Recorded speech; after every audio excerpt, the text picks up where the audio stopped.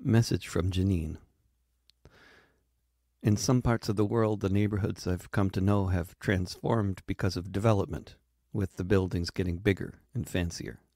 That happens a lot, in a lot of places. When it comes to the places I've visited before in Lebanon and Palestine, they change in another way. They are destroyed.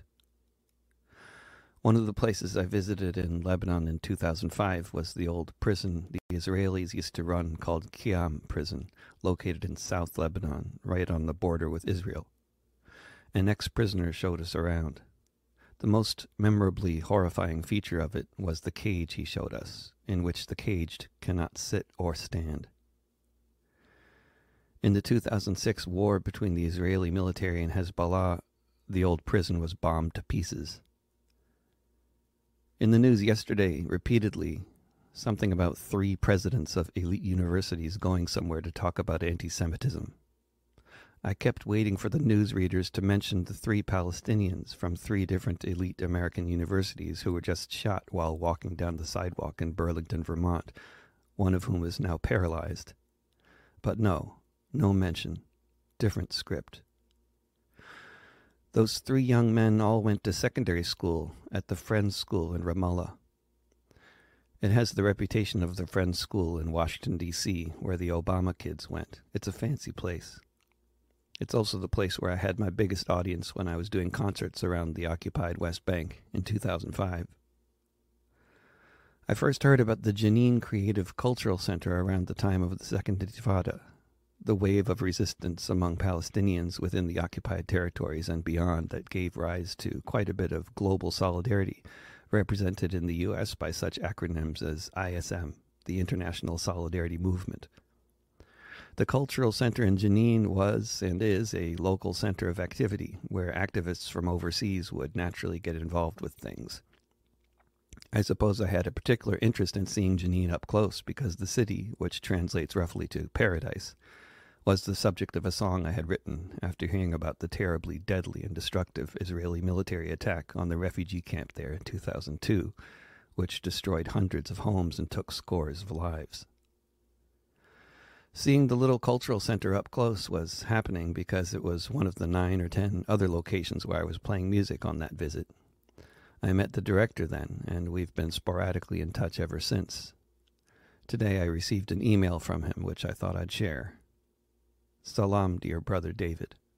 Sending you lots of love and respect for your kindness and your support and solidarity with Palestine.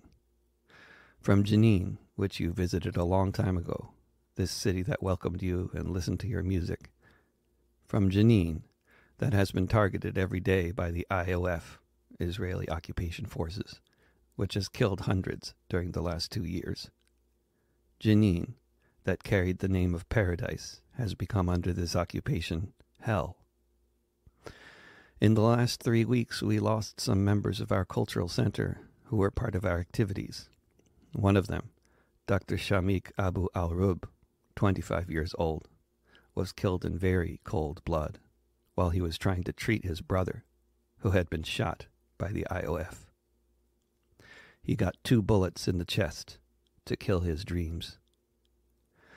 His father is the Jenin deputy governor. Jenin City and Jenin refugee camp have become like a city of ghosts.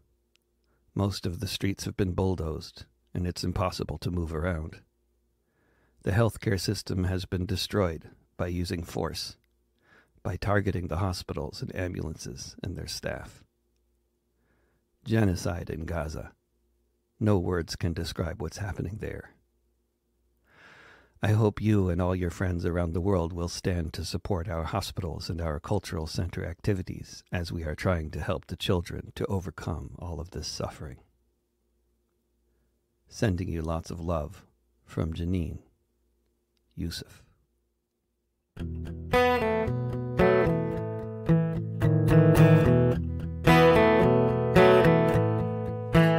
As the IOF is bombing Gaza into dust, stunning all the world with the vengeance and bloodlust, across the walls and watchtowers, across the occupied West Bank, smashing down the buildings are the bulldozers and tanks, where they're arresting all the children, keeping them in cells about the size of coffins, like one of the rings of hell, while settlers from Tel Aviv, Europe, and America carry out the pogroms of Judea and Samaria. They're releasing a few prisoners as they take some more. The difference is semantic as they're breaking down your door.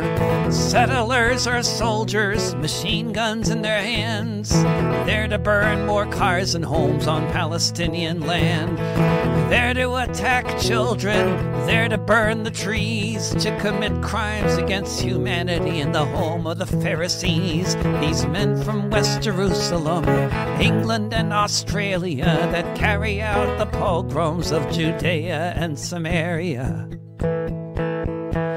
They've choked off every checkpoint, shooting as they will, executing 8-year-olds and the mentally ill, sending in the warplanes, tearing up the streets along with arbitrary torture, every effort to complete the project that began. I'll let you decide when, 1948 or 1967. It all looks so much like it used to look in Russia as they carry out the pogroms of Judea and Samaria. In the future, when they gaze upon the remnants, what's left of the people they might call the former tenants, the grandchildren of the pogromists might like to know, where did all the Palestinians go? They'll be too late to change the horrors here unfolding, or the future that the present here is molding, as it was when they colonized Namibia or Kenya, as they carry out the pogroms of Judea and Samaria. As they carry out the pogroms of Judea and Samaria.